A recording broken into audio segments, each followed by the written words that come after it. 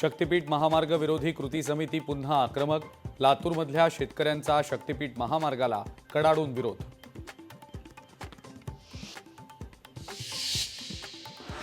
वाल्मिक कराडचा मुलगा सुशील कराडला दिलासा। हा गुन्हा सोलापूरच्या हद्दीत येत नाही आणि त्यामुळे गुन्हा दाखल करता येणार नाही। सोलापूर सत्र न्यायालयाचे आदेश।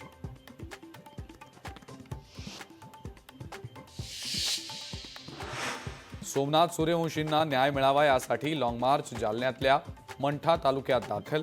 लॉंग मार्चमध्ये हजारो भीम अनुयायांनी एकत्र येत मुंबईच्या दिशेने केलंय कूच।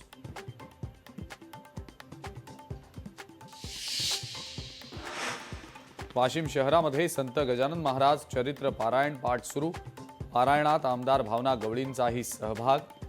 गजानन महाराजांच्या चरित्राचं केलं पारायण।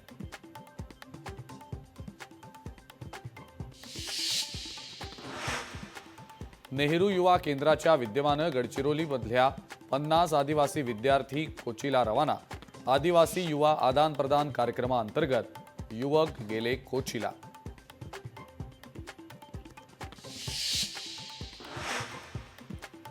पैठणमधील तहसील कार्यालयाच्या आवारातनं भंगार हटेना।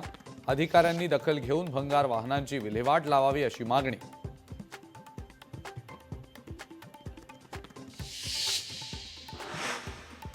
कल्याण शहरात रेल्वेच्या जागेवर शाळेला रेल्वेनं पाठवली नोटीस।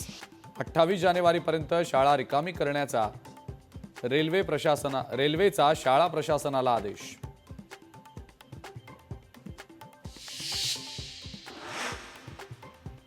नवी मुंबईतल्या डॉक्टर बाबासाहेब आंबेडकर उद्यानाची दुरावस्था।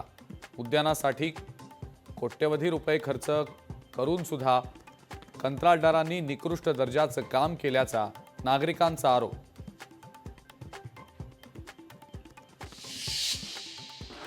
नवी मुंबईतल्या डॉक्टर बाबासाहेब आंबेडकर उद्यानाची दुरावस्था। उद्यानासाठी कोट्यवधी रुपये खर्च करून सुद्धा निकृष्ट दर्जाचं काम केल्याचा आरोप।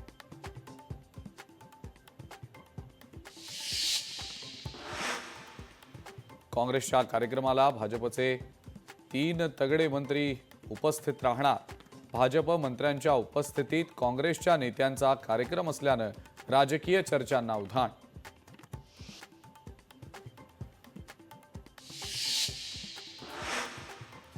परभणीमध्ये 20 एकर ऊसाला आग। विद्युत तारांच्या घर्षणामुळे आग लागल्याचा अंदाज। 20 एकर ऊस जळाल्यानं शेतकऱ्याचं मोठं नुकसान।